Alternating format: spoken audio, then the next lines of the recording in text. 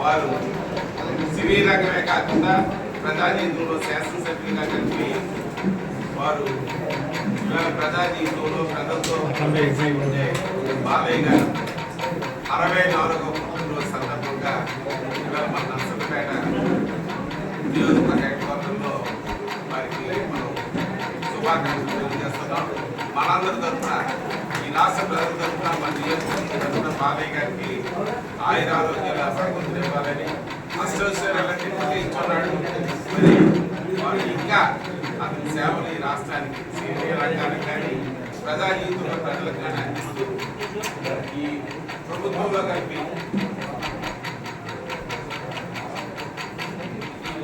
కలిపి కీలక పాత్ర బాలయ్య గారిని తప్పనిసరిగా ఉండాలి.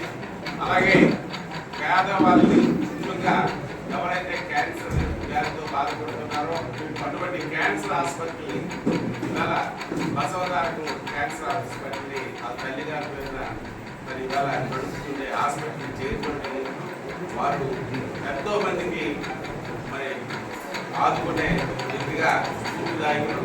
వారు భగవంతుడు వారికి క్షేమ ఆరోగ్యాన్ని ఐశ్వర్యాన్ని ఇవ్వాలని ఇంకా ఉన్నతంగా ఎదగాలని మనం అందరం ఆకాంక్షిస్తూ వారికి జన్మదిన శుభాకాంక్షలు తెలియజేస్తాం.